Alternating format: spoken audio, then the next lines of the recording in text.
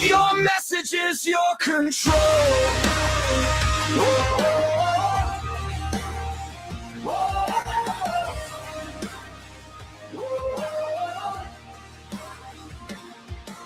You log in every morning, hit send on your list. Your campaigns, your audience, your business to twist. But what if one day they pull the plug on your flow? Your messages vanish, where does that leave you to go? You built this with sweat, every line, every plan. Your words reaching customers, your ultimate fan. But shared systems don't care, they'll throttle your voice. When your scale starts to grow, they silence your choice. You feel it already, the drops, the delays. Inbox rates slipping in mysterious ways. It's not just bad luck, it's not just your copy, it's the system beneath that determines your story. Your email's infrastructure, not just some tool. The foundation of everything your business can do. If you don't own the wires beneath your own fire, you don't own your audience, don't own your desire. Shit limits your reach, dedicated set you free. Control your system, your campaigns will be unstoppable force, your voice cutting through. This is your shift from surviving to ruling.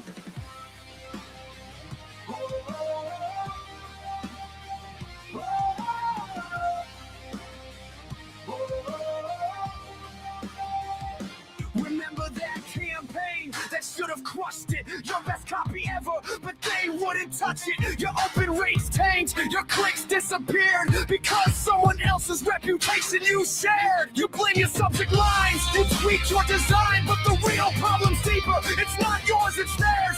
Small things get through, but when you scale the win, the infrastructure cracks where you should begin. Your email's infrastructure, not just some tool.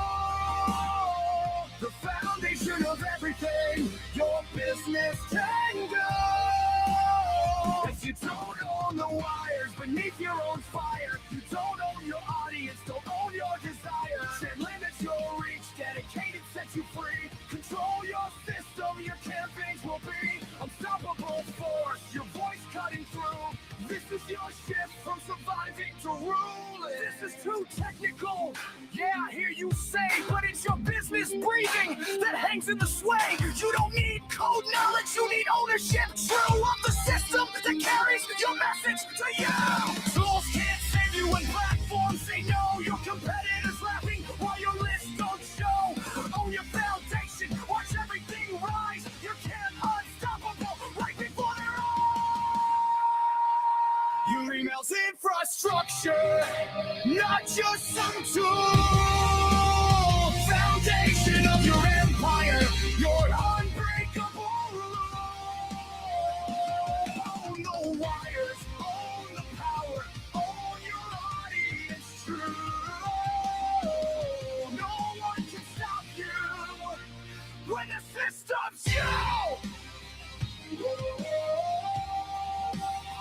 When the system's you. When the system's you. All right. Hey. Hopefully you can hear me and hopefully I'm audible. Welcome to the live stream once more. In this stream, by the way, my camera is a bit fuzzy. I don't know why, guys. Let me just I just need to reposition this, maybe switch the other light off. I don't know. It's a little bit fuzzy in here, but let me just restart the camera again. Just a moment. As you see my screen, let me just tune the camera here, guys.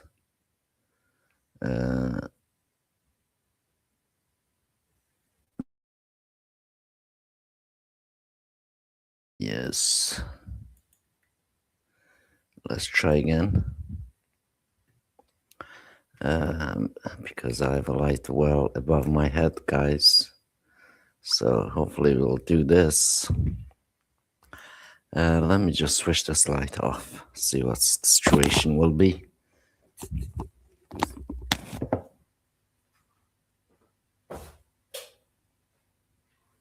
We'll see.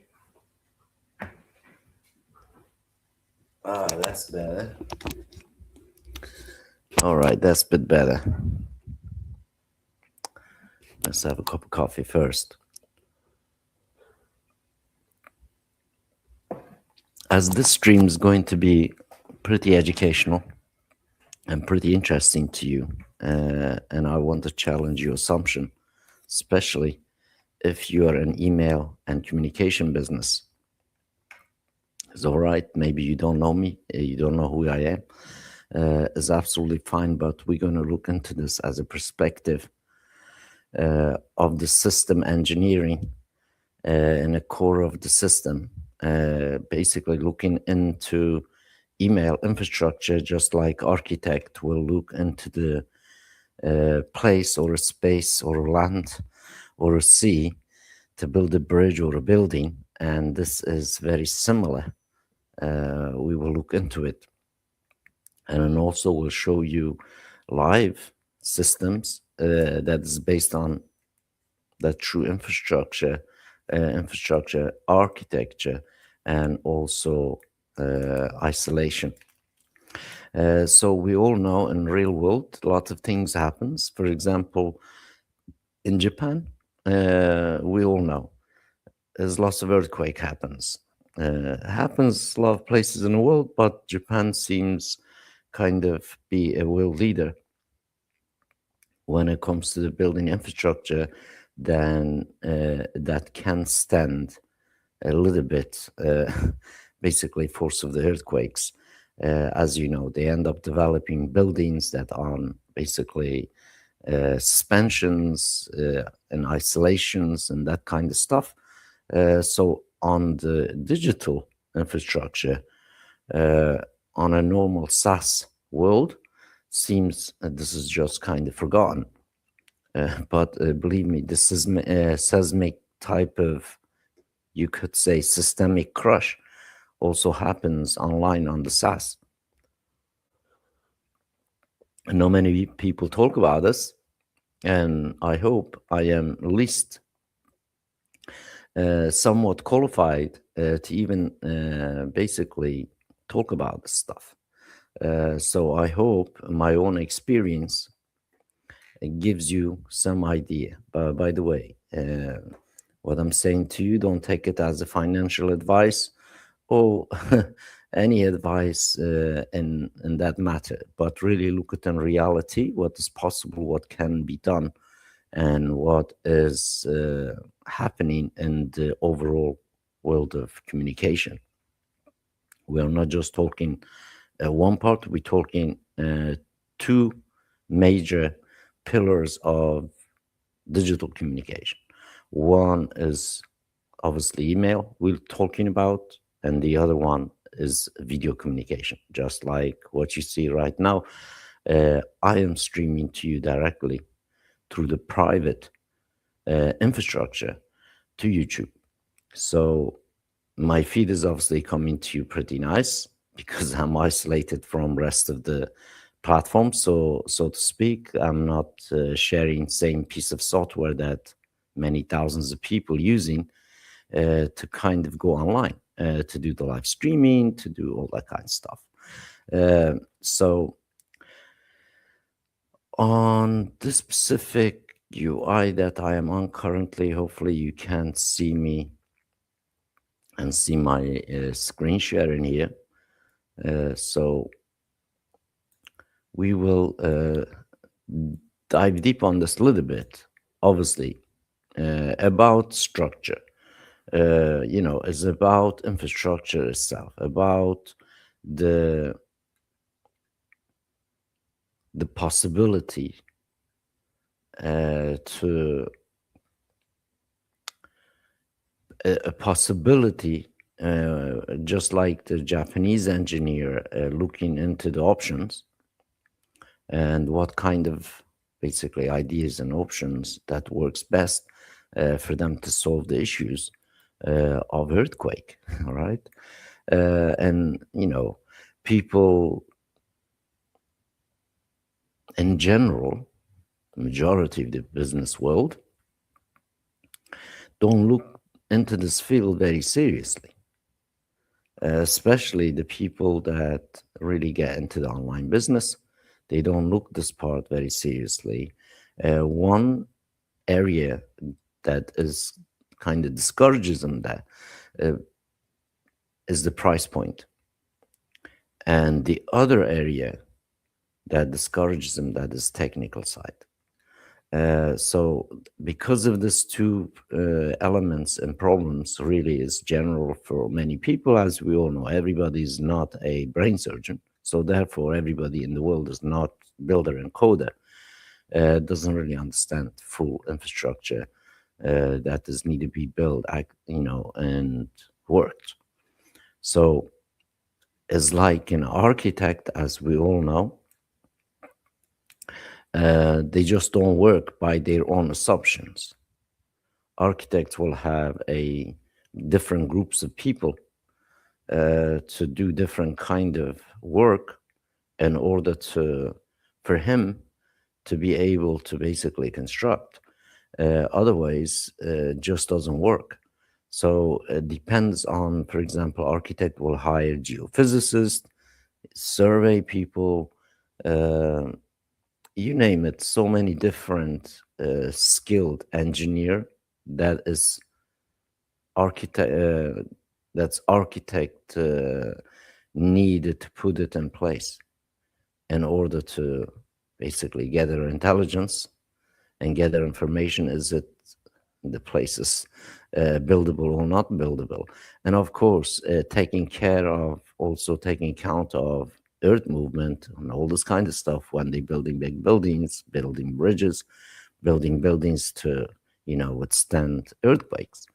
Is all about infrastructure, and is also isolation of infrastructure from these other elements, and is not different. It is literally absolutely no difference between that and a communication infrastructure, when majority of the world population and businesses generally, when kind of including myself a few years ago, utilizing what is available, what's the options are there, right? And what is the most cost effective.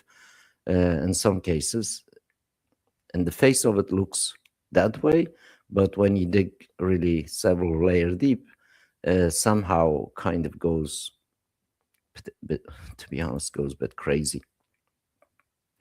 So let me just switch my camera off in here so I can have a little bit bandwidth, guys.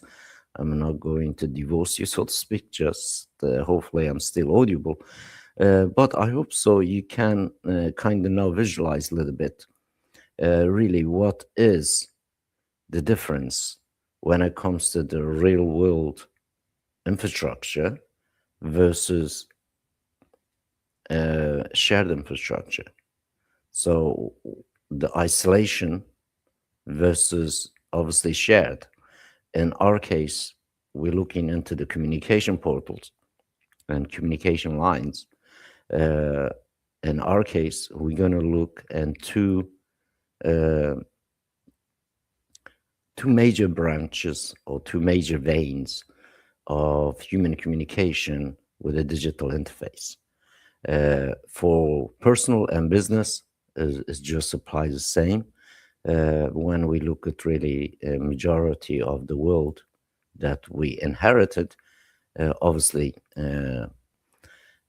moved to digital life as an extension of especially what happened, a few years ago on the pandemic side of things. So humanity's kind of moved to digital because obviously is one of the necessity when you don't kind of travel, and when you are not being allowed to even kind of go to your town. uh, Majority of world, you could say almost everyone in the world, basically moved online communication, online meetings, Majority of tasks and things end up doing remotely. Even teaching happened remotely, as we all know. Only thing that really didn't happen remotely because we still haven't got enough infrastructure in place to do the basically operations on living things, humans, animals, by robots. But obviously, I am not kind of getting into that. That by itself is another subject matter. I'm not robotic engineering here, but you get the idea.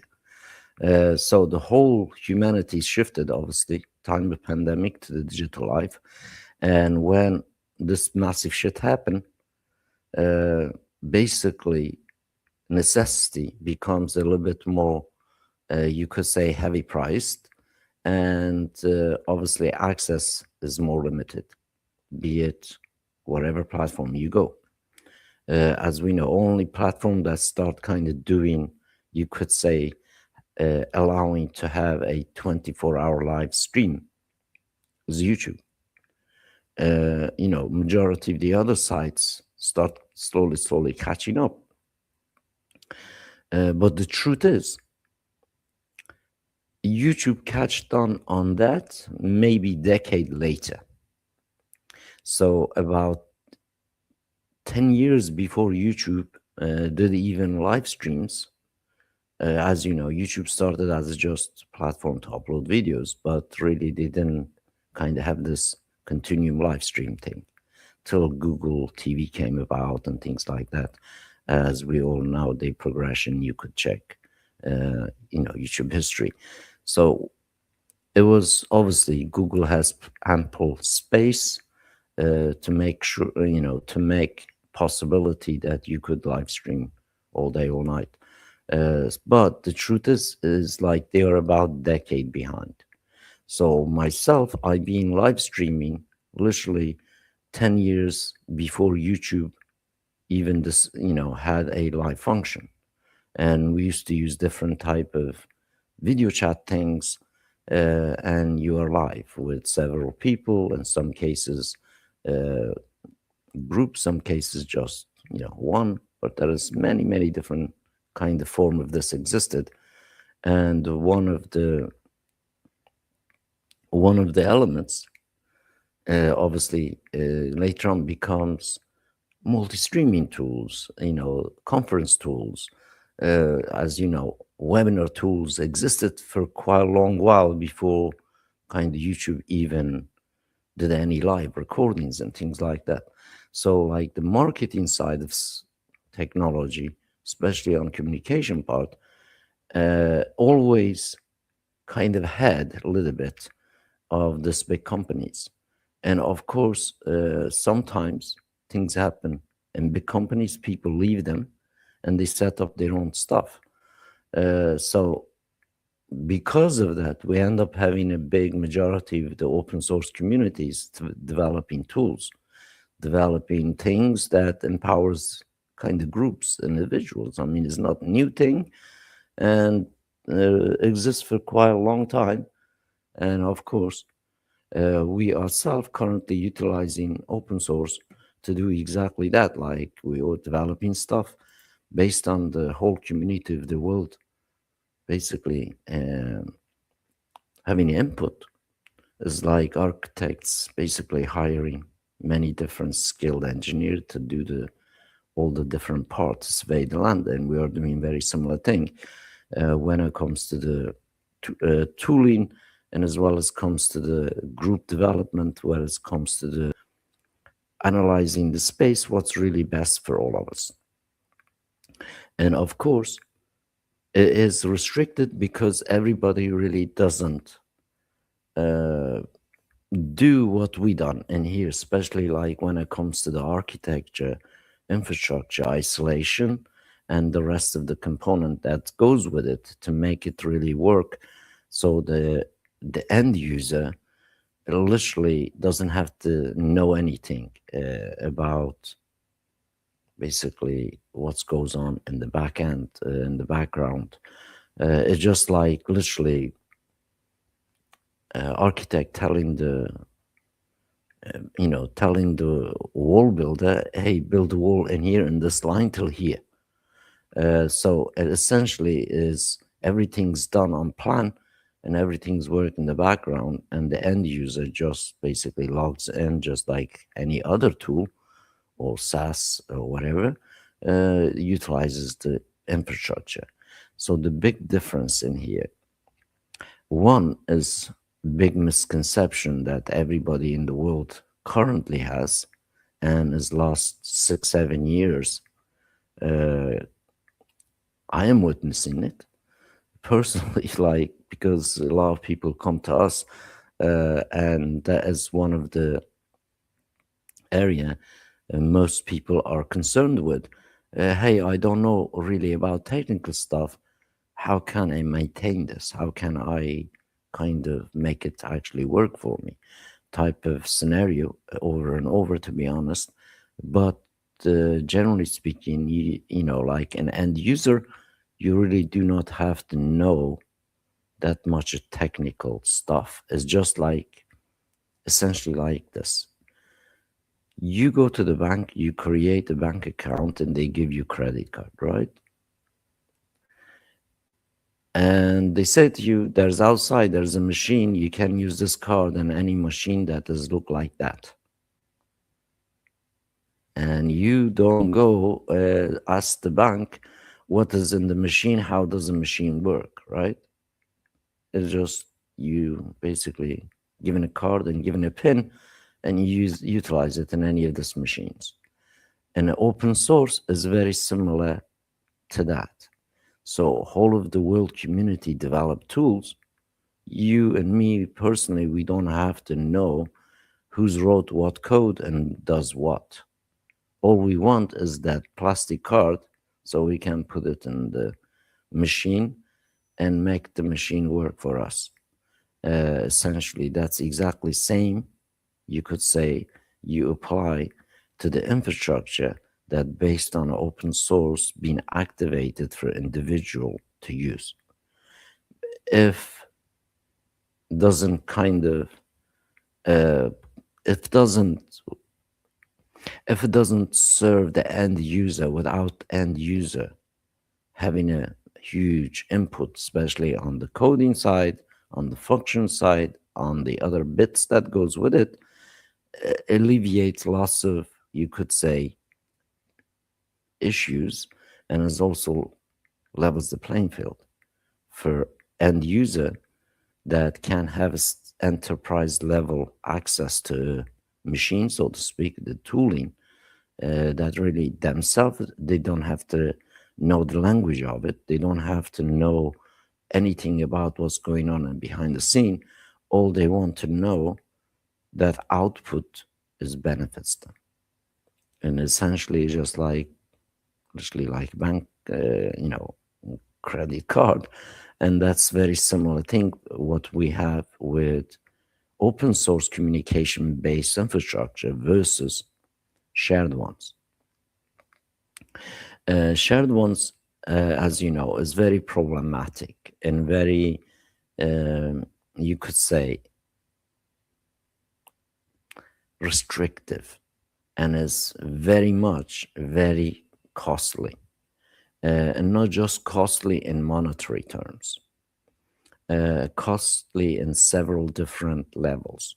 So, first cost on that is by default the individual that is communicate is their reputation.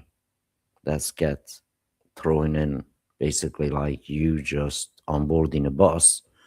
You don't know who's the angel you're gonna sit next or who is the basically demon that you're gonna sit next, right? And this is the same scenario when it comes to the really shared entry point of technology. And I'm not saying just an email, but really all technologies is very same manner. So it's about really how can you be isolated that noisy neighbor doesn't affect your life. And this is the same scenario. And also, how can you be isolated from the bad actor that is basically ruin it for everybody else in the block? on shared hosted infrastructure, this is one of the, you could say, um, is obvious, but is not really, you could say, prominent on the first thing that everyone look into it and everyone analyzes it or everyone evaluates it, and it becomes an issue. And it's a big issue because if you do not have a trust and reputation in real world, what happens to you? Like generally speaking, as we know, that's a big struggle, right? But if you are honest and truthful and obviously treat everyone uh, sound, your reputation goes up. In your local, your regional, and eventually expand international. It's really good deed, good people, as you all know. They always have a special place in everybody else's heart, be it a whole village, be it whole city, be it whole country, be it even whole world. That's the case in here in a similar manner in the communication world. When you being thrown into the basically in a group that you don't know what's what, who's done what, and who's abused the system, and why you've been put in with them. And this is another layer, you could say, erosion happens to business reputation, to individual reputation. And the other thing that generally is a little bit hidden on the infrastructure level, that many people really kind of submissively dismiss this a little bit, which is really very costly, uh, is about identity. So in a shared system, you lose your identity, just like literally you joining the army. An army says to you from this day onwards, you have no civilian rights whatsoever. Everything you do is army thing. And it's very similar thing. When you join in a shared network, you lose your true identity. You end up acting under their identity because everything you do in that platform, one way or the other, get watermarked, says it's powered by this, powered by that, and you lose your own brand identity, your self identity. And that's really costly, especially if the world is moving from basically, you could say, inflated economy to the human trust based economy. And when whole outside world moving based on a human trust economy, online, if you're not moving to that direction with it, and obviously you get classified in different things, and therefore your communication suffers, therefore your business suffers. And this is infrastructure level. Normally many people just kind of turn blind eye to it, because one of the major reasons for this is it's too technical for me to isolate. It's true in many sense, but it's not true if that is already being done and being developed and being working in the real world that you just haven't heard of yet. It's true if you're really not capable of yourself, which is majority world that we know. Majority of human beings are neither architects nor the brain surgeons. So that is, you could say, few serve many, many millions. In some cases, few serve many, many, billions. In this case, you got to look very similar manner on a infrastructure level that is like one person can serve many, many billions, and is also proven infrastructure that can be replicated by many, many billions. And that's the whole shift paradigm happens when cost is being reduced almost to zero. When technical ability absolutely almost reduced to zero, especially on the infrastructure level, well as obviously in execution level. And when you look at the reality, that's we are at this point in time. And of course, that's just going to get a little bit better, especially with help of AI. With help of AI, as we all know, there's lots of things happening, especially on the world of content production, question answering, and obviously video and image production and all that has been speeded up, almost speed of a light, right? Comparison what we used to kind of do in order to make animated image 10 years ago versus right now. So as we can see, it's literally a one click, you're done. But before, you have to spend tens of hours to try to make one part move. And this gives us, all of us, obviously advantage for creation point of view and production level, but you still need have the other two lines to distribute. And if everybody's sharing share infrastructure is literally like everybody's sharing same lane in a motorway or same track in the railway, on the railway, as you know, one cart cannot pass the other cart. And a shared system is like that. And that's the difference again between shared system and having isolated private systems of communication of any kind, be it email, be it video, be it even text, you name it. So when we look at it, it is in the core individual or a company, be it aged or old or new people, from young to old, so to speak, slowly moving to private infrastructure because they understand the value of that self credit and self authority, self trust, and also obviously standing its own land and own house.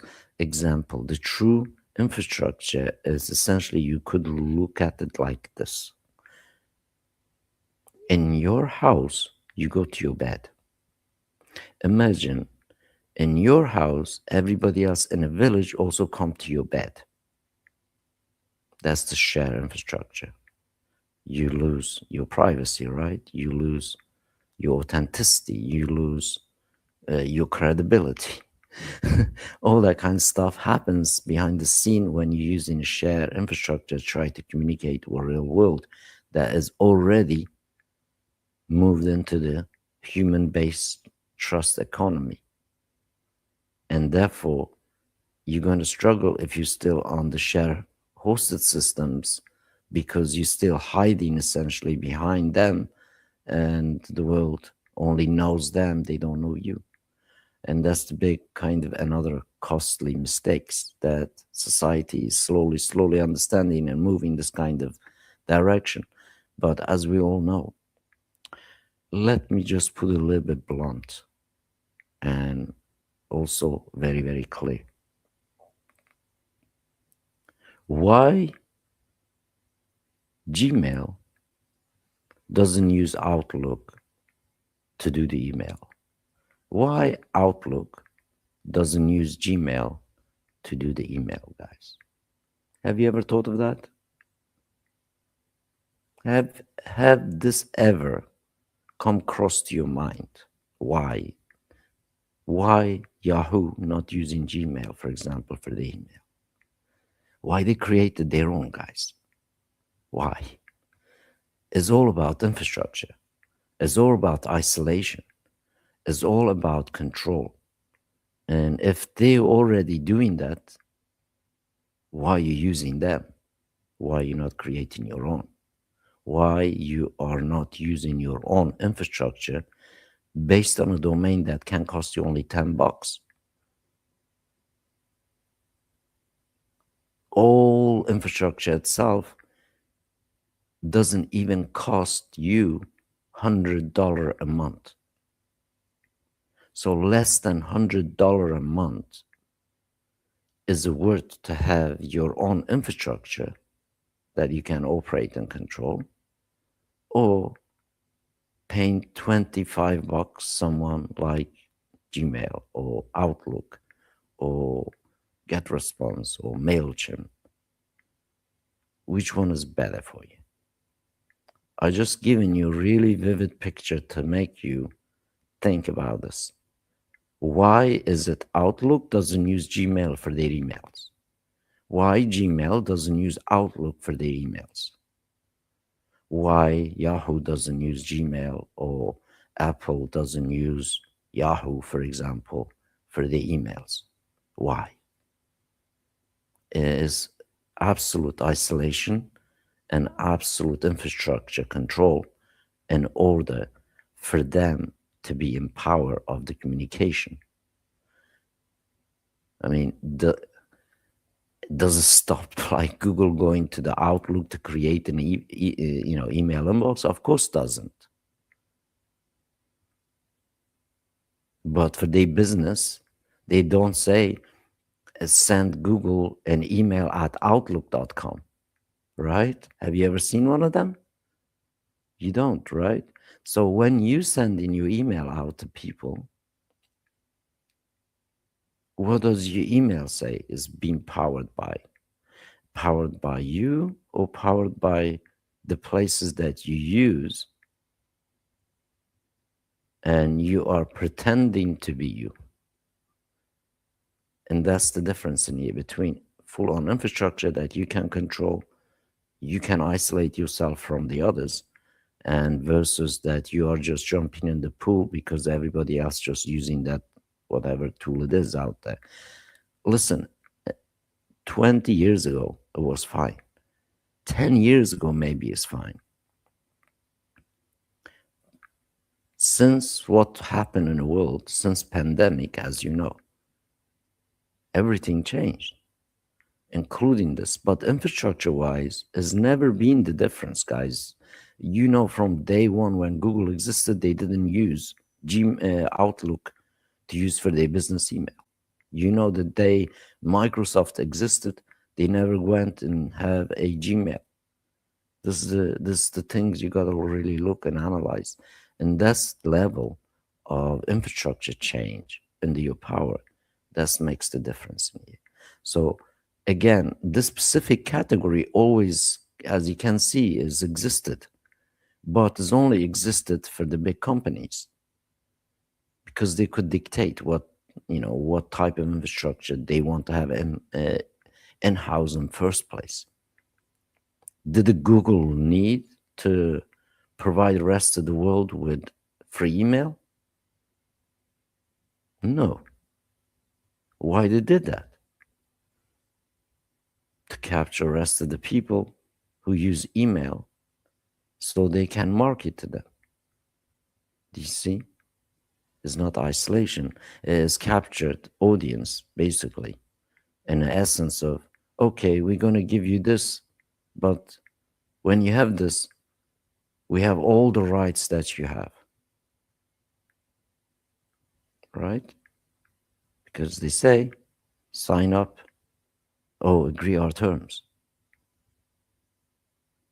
And that's the issue. That's the issue of isolation. If you are not isolated, especially on a system level, that you logging into the system that you don't have that pop-up says, hey, you got to agree in our terms. Because you create the infrastructure, you create the terms. It's up to you to have that terms for yourself or not. And this is a big difference in here when we look in infrastructure level.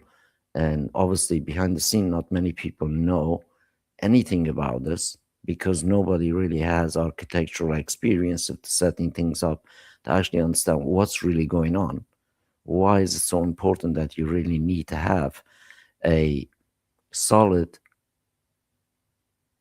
place to build on? I mean, when you are using MailChimp, who are you building for? When you are using HubSpot, who are you building for? When you're using Gmail inboxes, who are you building for? When you're using Outlook inboxes, who are you really building for, guys? Why is it important to you to kind of set back at just a moment, think about it? Know what some of you are thinking right now, all right? This sounds like complicated. This sounds really technical. Obviously, when you're looking from far, far away, it does. But in reality, if nobody else provided some sort of solution for non-technical people, it would be like that.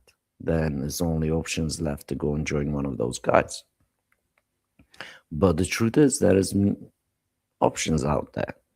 You don't need to be 100% qualified and system engineer or system administrator or server administrator engineer, the cable layer. You don't have to be all of this in order to kind of make the tool work. It's just very similar. You don't have to be the bank or the cash machine to use the bank card, use the cash machine, because there's options being created in a way that you have been isolated from certain scenarios.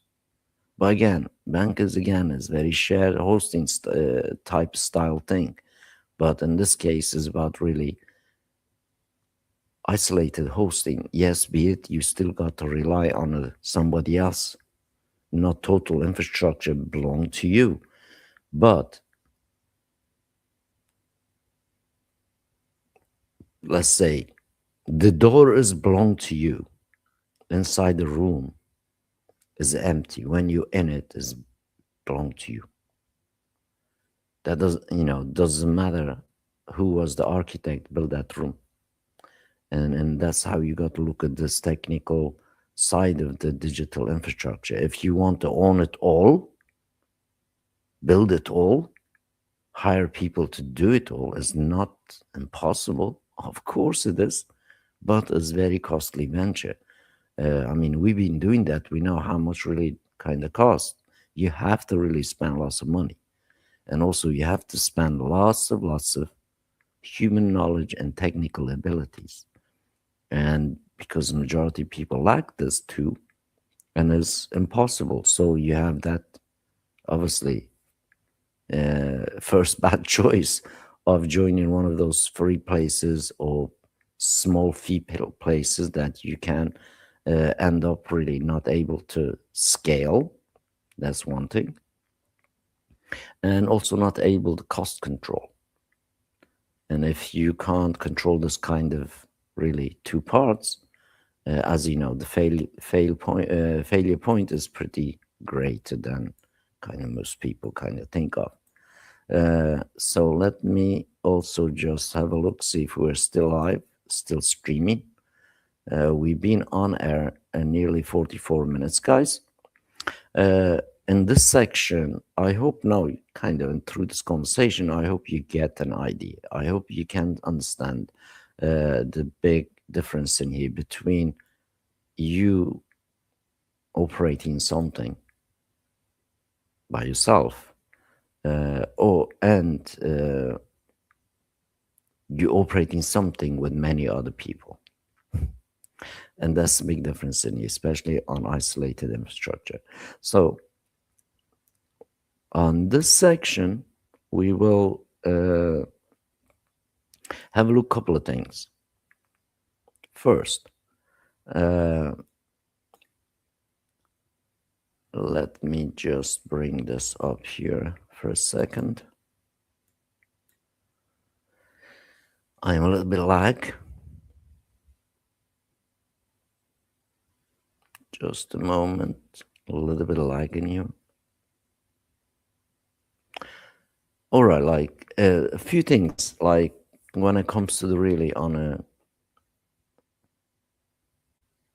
email infrastructure, obviously there's shared emails and it's shared communications and all that kind of stuff. So essentially, like why the emails break when you scale. Obviously, on a shared infrastructure, just like I said, you really do not have that much of control over anything, including your own reputation, and therefore you can't really scale that much.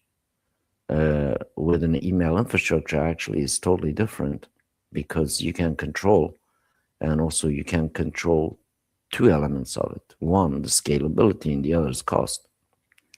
Obviously, it's like scenarios like rented versus own the house. So on the private infrastructure, you essentially own the house. You pay very small minimal upkeep. On a private infrastructure, that's what exactly you do. But on the shared and rented stuff, you keep paying the rent, but scalability doesn't go up. Scalability doesn't go up, cost does. So the number stays same, but the fees goes up. And that's big difference in here is essentially in a real world implication for business is about reducing the cost and increasing the production.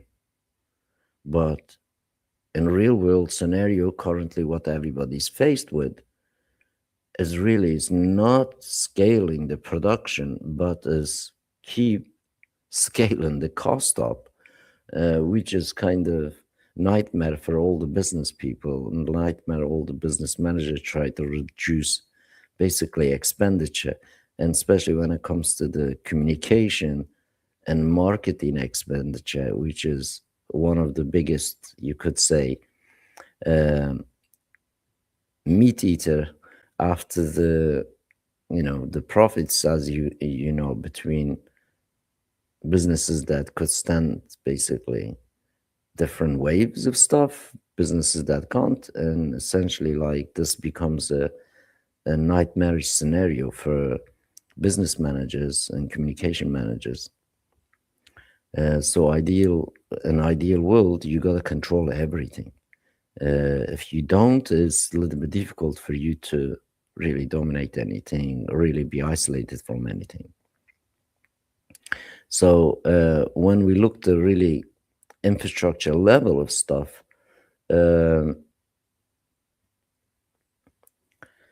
few years ago, I was watching. This is kind of like you guys could check this out. A few years, I don't know, it's not long ago, maybe a couple of years ago. Uh, I was watching one of the Elon Musk TV appearances, uh, and he's mocked a little bit, laughed at BYD, the gentleman who owns the BYD cars. He's mocked him like, and today, if you look, uh, it, they become like number one EV car production companies, right? Elon Musk mocked him because Elon Musk really didn't know what BYD is at that time and where they're heading. Uh, Essentially, Elon Musk basically, you could say, build a car around components that everybody else owned. BYD built a car around all the components they owned. And a few years later, Elon Musk goes back to them and buy their batteries to put it in Tesla. So a few years prior, Elon Musk was mocking them.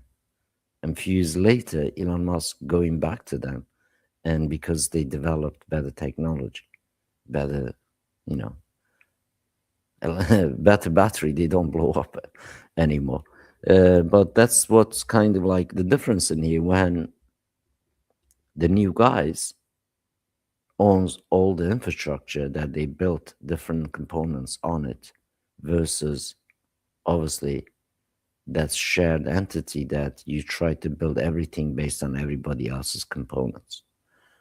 So that's kind of really industry lessons that we all could learn from what really happens in the communication side of things.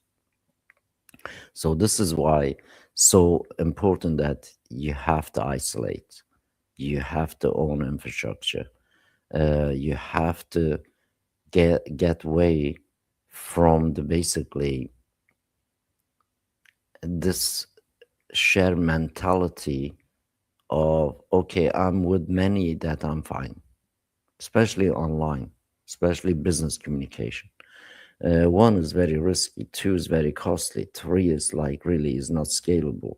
I mean, I could go on and give you many lists. We are not really talking about just email marketing tools. We're talking whole line of communications. Just email marketing tools, you could say just one part of things. We are really like defining what is true controlled communication infrastructure is look like, feel like, and works like. And when you kind of put all that in place, and obviously it gives you different perspective of scalability, different perspective on cost, different perspective on actual outreach in inbound and outbound.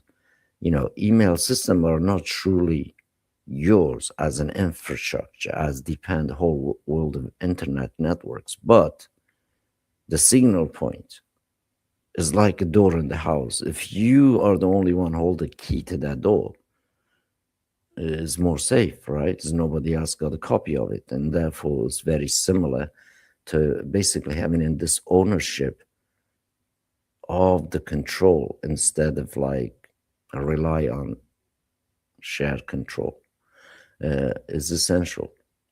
Is like this. To be honest, is the truth is like as it is.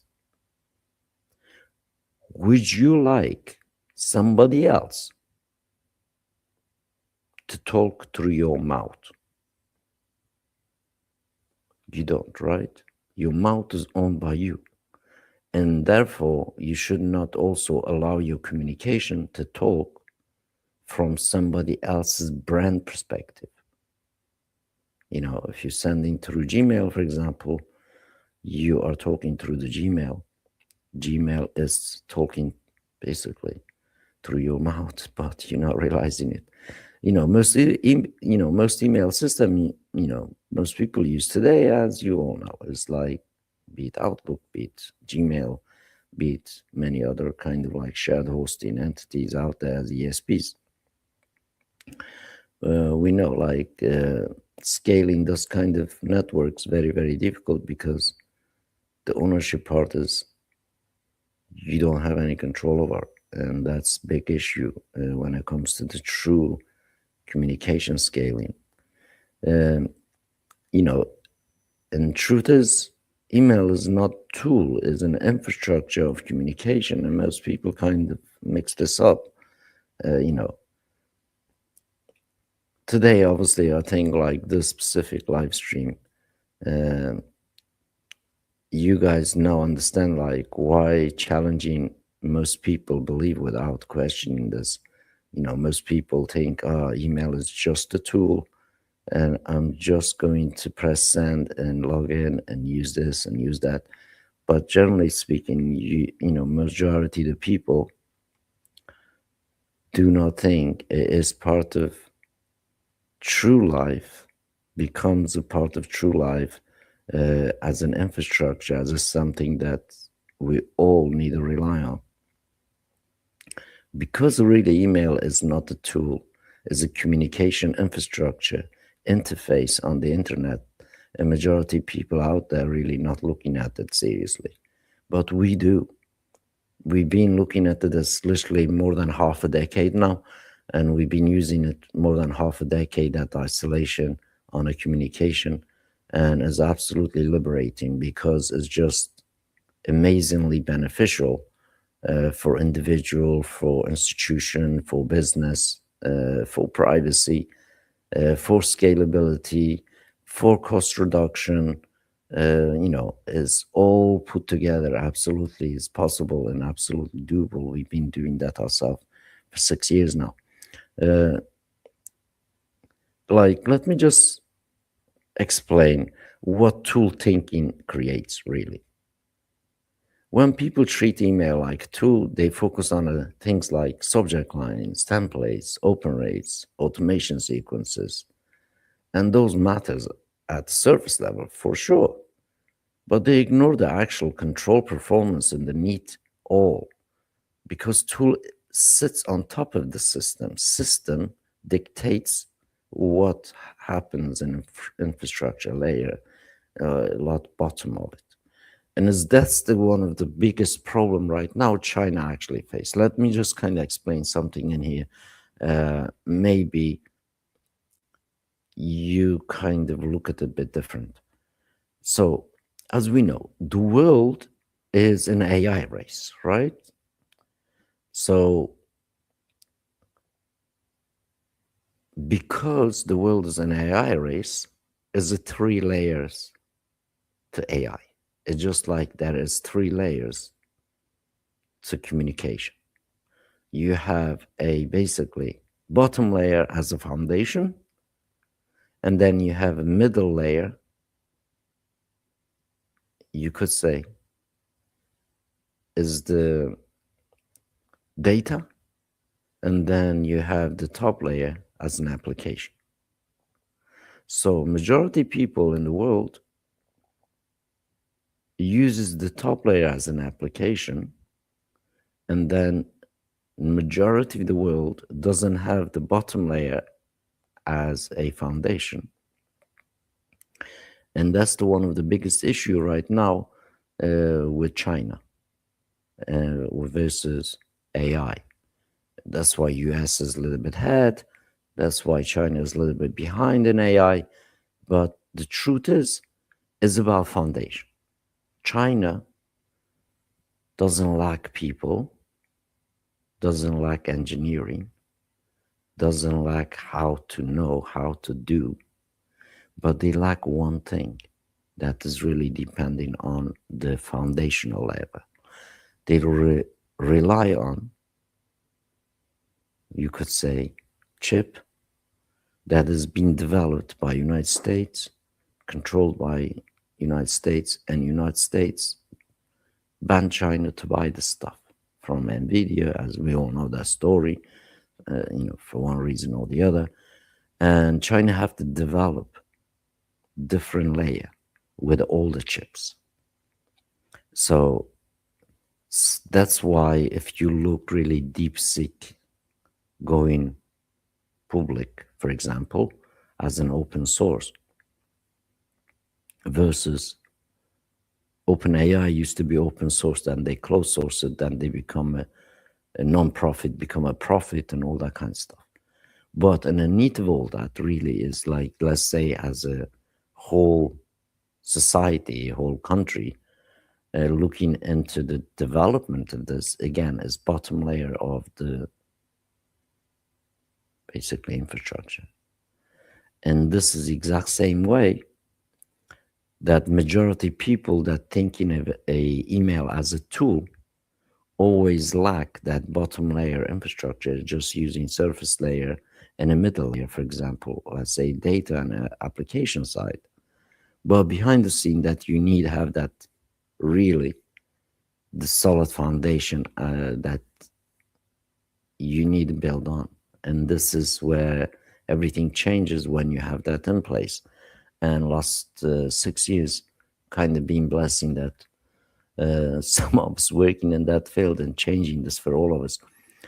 So essentially like email you kind of send and depend on, it's literally majority part is invisible side, the invisible system side, like when you are sending email, you really don't think what happens to IP reputation. you really don't think what is the server environment like. You don't really thinking what's the sending patterns are like. You don't really thinking what's my domain trust history is like. Majority of people don't think this stuff. Obviously, what is the even like never been asked this question like infrastructure isolation. How isolated are you from the next guy sending the email? They are system level constraints, of course. Like the majority of people really don't understand them, and because majority of people not involved, and they just want to say, okay, I'm sending, why is not going to inbox. uh, that's the another area like we could make several streams on, and they determine whether your emails really the what I just mentioned, like IP reputation, server environment, sending patterns, domain trust history, domain reputation history, domain consistency history, domain security history, you name it. And then they determine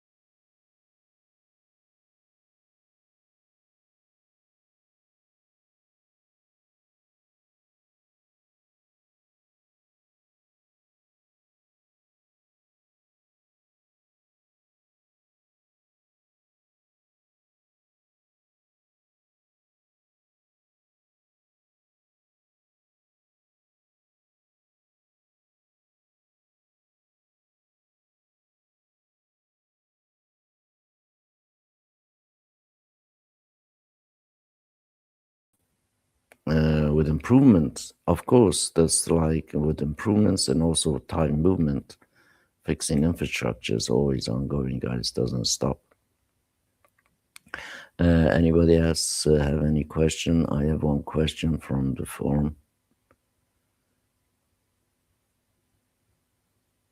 So the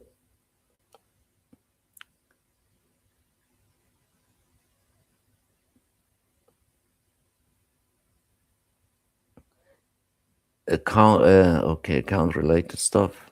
To be honest, again, it's like on a shared hosting, you're gonna have all sorts of restriction on accounts. On a private infrastructure, you don't have that much. You control the numbers, like I mentioned before. Essentially, like you are basically the captain of the ship. It's depending on you where you want to turn around, or which direction you want to take, and also what kind of numbers of passenger you want to kind of take with you. On the private infrastructure, essentially your ecosystems are all isolated, and therefore you have a little bit better power over stuff. Let me see if we're still kind of rolling on YouTube. We've been on air in 1 hour. If anybody want to tell us any questions. By the way, we did drop for about a minute and we reconnected again because I'm on Starlink, guys. Starlink.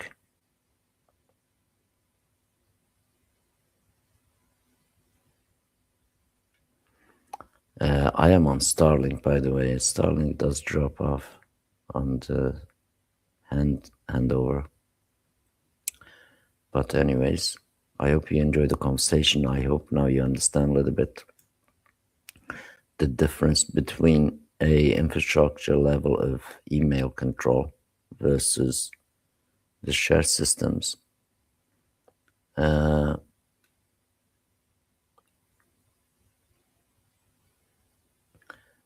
Anyway, today I've shared this part with you. Tomorrow we will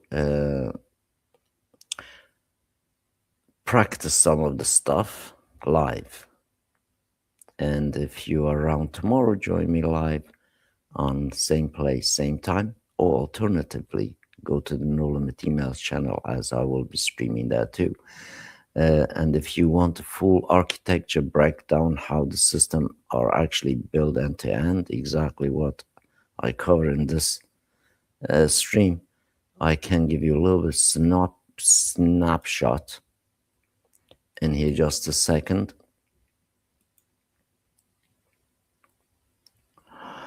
And if you are new to my channel,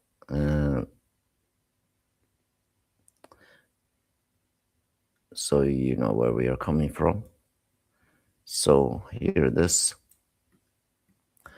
This is private isolated email system. So one thing I want to show you is just a few campaigns that currently running.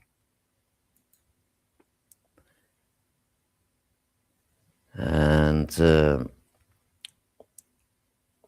we have this campaigns gone out, we have this campaigns running, and we have one is pending right now. We are day 2022, and I will be sending this one.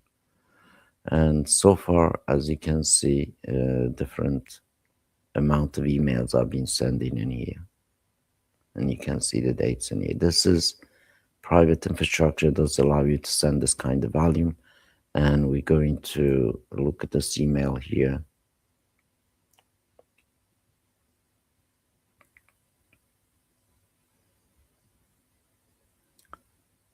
And we're going to send.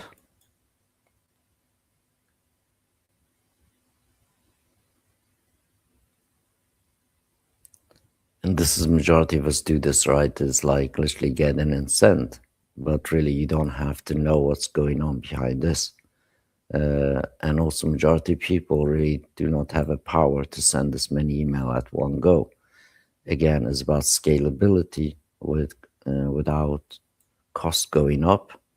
And we're going to hit send, and this email is going to be sending. And we'll kick in just a moment. As we can see here, sending in progress, and it's already start going. So this is about a really private infrastructure ability that you could scale like this. And as you just saw, it's private email infrastructure allows me to basically log in, upload leads, and send emails. I don't have to worry about anything else because everything else has been taken care of by No Limit Emails. You know, each system runs on a dedicated server, dedicated IPs. Obviously, environment is isolated. I can send this. Somebody else has similar system, can 10 times more. Is like different kind of sending behavior controlled in a way that you are at system level. So your domain is actually working for you. As you can see, this is my domain. It's nothing to do with anybody else. And that's the big difference here when you are kind of isolating yourself from the basically rest of the pack, so to speak. And, you know, majority of people believe this is technical. Of course it is. But as you saw, I just logged in. I already have uploaded, obviously, this leads and stuff. I made it email and all that. But generally speaking, you can see the power of isolated private system versus shared system. Now, I guarantee you, you cannot go in Gmail do this. You cannot go Outlook do this. You cannot go in any system to do this that is share hosted, especially in this kind of numbers. And as you can see, I have not just done this, but really last 6 years been like this. That's why it's a big difference in here when you're looking to scale up email infrastructure versus basically you own the door and you control, as you all know. Uh, this is the big change. And obviously, mindset shift, philosophy shift, business planning, execution shift based on the infrastructure that can communicate with mass without you paying every time you send more. And of course, every time you upload more, you don't pay. Every time you verify, you don't pay. And that's the big, huge cost reduction when it comes to the outbound communication that does this kind of levels. What I have shown you today is the mindset shift for you. I hope you can see the power, and I hope you can understand why it's necessary for you to have something like this in your toolbox on your side instead of somebody else having it and you don't. And truth is, everybody in the world can afford this. It's not tens of thousands you don't have to pay for. And the link is in that description. You can go to get no limit emails, look the prices, and they are the true prices that you have exact same system, what you just seen I'm showing you. And of course, we've been talking about infrastructure. It would be uh, you could say people will think like will be like a conspiracy if I didn't show you the real thing and real world does the what I'm saying to you, what I'm talking about. And as you can see, we have built a system to do exactly what we've been talking on the screen. And it does exactly what we've been talking. It is private infrastructure, does the level beyond everybody else, is capabilities. And of course, is not available to everybody in the world because literally the tools are available, but everybody hasn't got same level of infrastructure built that is belong to them. And therefore, it is important to understand this. We give you the full everything. Like literally, you get like everything to do this. And that's mean behind the scenes, so many other things that included in order for me to execute just this task here. Be it you have to have, as you can see, the sites SSL, HTTPS. You get secure socket, you get dedicated IP, you get a email verify, you get inbox intelligence, you get a dedicated isolated server, and everything get built on your ID, your identity, not someone else's, not mine, not anyone else's, yours, your domain. And that's the important part in here is you are basically owner of the system, but engine is being maintained by trusted mechanic behind the scene. You don't have to even see the engine. And that's the whole similar logic and analogy I told you about really credit card scenario. And this is very same thing. So you just bring your data in, your client list in, and you utilize it just as you see right now. And I'm sending already 17,000 emails gone out the system, and majority email people out there, they can't do this in months, days. And we are sending 160,000 basically right now. And that is basically what's true email infrastructure with decent architecture that built in a solid really foundation to enable you to do without any third-party inclusions that is going to prevent you do this. And that's it for now, guys. I hope you enjoy the conversation. I hope now you can see the actual power of isolation and the private infrastructure that is kind of you can see. But before we go, guys, as always, I don't want you to go empty-handed, and I want you to experiment with another tool that we have is totally free. and just use it as descriptions in there, as meet no limit emails for your own sake, for your own privacy. Utilize it. And as on us, we pay for the server, we maintain it, no data collected, and utilize that to talk to your loved ones, your business.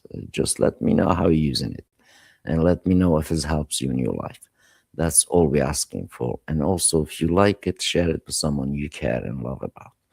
And that mean basically for us is, if we can help you to communicate the rest of the world, guys, is something that we're doing right.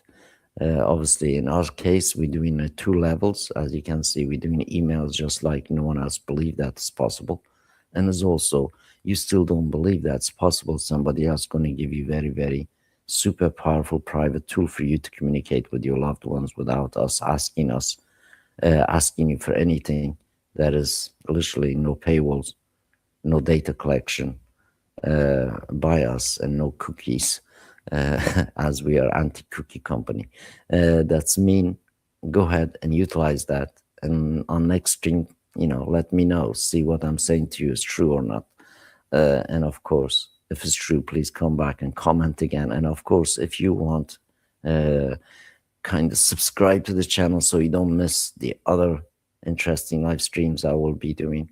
Eventually do some interviews as well, guys. I have not been very active on the specific channel, but I've been very, very active on a couple of other no limit email channels, as I do daily live streams over there. And if you want a little bit more about them, just YouTube it, no limit emails, and you can find this 2 channels. Is pretty interesting ones, guys, especially 30-day email challenge channel.